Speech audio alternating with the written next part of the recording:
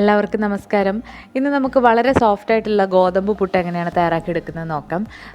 നമ്മൾ സാധാരണ ഗോതമ്പ് പുട്ട് തയ്യാറാക്കുമ്പോൾ ചിലപ്പോൾ വെള്ളം കൂടി പോവുകയാണെങ്കിൽ അത് കട്ട കെട്ടി നല്ല കട്ടിയായി പോകാറുണ്ട്. അപ്പോൾ നമ്മൾ ഈ ഒരു രീതിയിൽ തയ്യാറാക്കി നോക്കുകയാണെങ്കിൽ നല്ല സോഫ്റ്റ് ആയിട്ടുള്ള ഗോതമ്പ് പുട്ട് തയ്യാറാക്കി എടുക്കാം. അതുപോലെ തന്നെ വളരെ ഈസിയാണ് തയ്യാറാക്കി എടുക്കാൻ. അപ്പോൾ ഗോതമ്പിൻ്റെ ആഹാരം കഴിക്കുന്നവർക്ക് ചപ്പാത്തിയെക്കാട്ടിലും ഉണ്ടാക്കാനായിട്ട് വളരെ എളുപ്പം ഗോതമ്പ് പുട്ടാണ്. അപ്പോൾ നമ്മൾ ഈ ഒരു രീതിയിൽ തയ്യാറാക്കുകയാണെങ്കിൽ നല്ല പെർഫെക്റ്റ് ആയിട്ടുള്ള ഗോതമ്പ് പുട്ട് ഈസി ആയിട്ട് തയ്യാറാക്കി എടുക്കാം.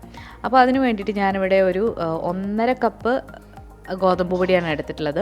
അപ്പോൾ 1 കപ്പ് എന്ന് പറയുന്നത് 240 ml ആണ്. അപ്പോൾ ഞാൻ ഈ ഒരു കപ്പും ഇതിന് 1/2 കപ്പും കൂടി ഗോതമ്പ് പൊടി എടുത്തിട്ടുണ്ട്. അപ്പോൾ ഇത് ഒരു മീഡിയം ഫ്ലെയിമിലിട്ട് നമ്മൾ നന്നായിട്ട് ഒന്ന് വറുത്തെടുക്കണം. അപ്പോൾ നമ്മൾ വറുത്തെടുക്കുമ്പോഴാണ് ഗോതമ്പ് പൊടിന് നല്ലൊരു മണവും അതുപോലെ രുചിയൊക്കെ ഉണ്ടാകുക. അപ്പം ഗോതമ്പ് പൊടി ലൈറ്റായിട്ട് ഒന്ന് വറുത്തെടുത്തിട്ടുണ്ട്. അപ്പോൾ ഒരുപാട് ബ്രൗൺ ആകരുത്, കുറച്ച് മണം വരുന്നത് വരെ വറുത്തെടുക്കുക. ഇതിലേക്ക് ഇനി ആവശ്യത്തിനുള്ള ഉപ്പ് കൂടി ഇട്ടിട്ട് നന്നായിട്ടൊന്ന് മിക്സ് ചെയ്ത് കൊടുക്കുന്നുണ്ട്.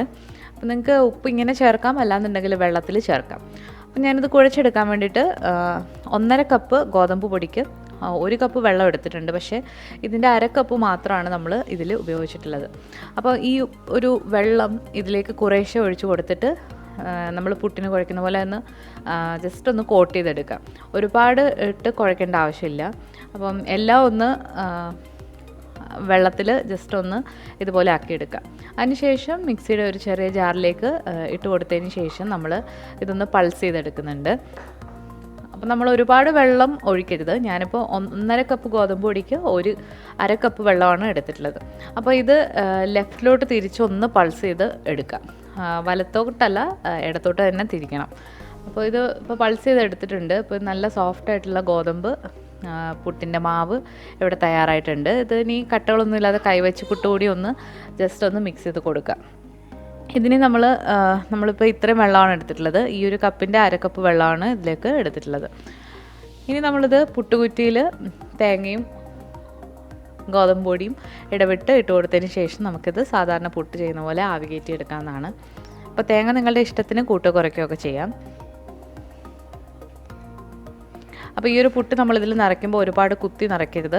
കുറച്ചൊരു ഗ്യാപ്പിട്ട് വേണം, ലൂസായിട്ട് വേണം ഇതിൽ നിറയ്ക്കാനായിട്ട്. അപ്പോഴാണ് ആവിയൊക്കെ നന്നായിട്ടിലേക്ക് കയറിയിട്ട് ഈ ഒരു പുട്ട് നന്നായിട്ട് വെന്ത് കിട്ടുക. ഇനി നമുക്കിത് ആവി കയറ്റി എടുക്കാം. അപ്പോൾ ഞാനിവിടെ ഇത് ചെയ്യുന്നത് കുക്കറിലാണ്.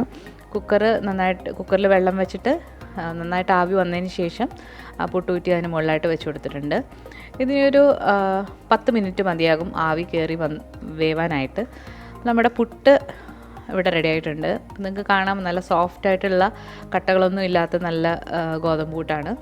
അപ്പോൾ ഇത് നമ്മൾ ഇഷ്ടമുള്ള കറിയുടെ കൂടെയോ പഴത്തിൻ്റെ കൂടെയൊക്കെ കഴിക്കാനായിട്ട് നല്ല ടേസ്റ്റാണ്. അപ്പം ഗോതമ്പ് പുട്ട് എന്തായാലും ഈ രീതിയിലൊന്ന് ട്രൈ ചെയ്ത് നോക്കിയിട്ട് നിങ്ങളുടെ അഭിപ്രായങ്ങളൊക്കെ കമൻസിലൂടെ അറിയിക്കുക. ഈ ഒരു വീഡിയോ നിങ്ങൾക്ക് ഇഷ്ടമായിട്ടുണ്ടെങ്കിൽ ലൈക്ക് ചെയ്യാനും ഷെയർ ചെയ്യാനും അതുപോലെ തന്നെ കമൻറ്റ് ചെയ്യാനും മറക്കരുത്. നമ്മുടെ ചാനൽ സബ്സ്ക്രൈബ് ചെയ്തിട്ടില്ല എന്നുണ്ടെങ്കിൽ സബ്സ്ക്രൈബ് ചെയ്തതിന് ശേഷം റൈറ്റ് സൈഡിലായിട്ട് കാണുന്ന ബെല്ലൈക്കൺ കൂടി ഒന്ന് ക്ലിക്ക് ചെയ്യണം. പുതിയൊരു റെസിപ്പി വീഡിയോ ആയിട്ട് നമുക്ക് വീണ്ടും കാണാം. താങ്ക്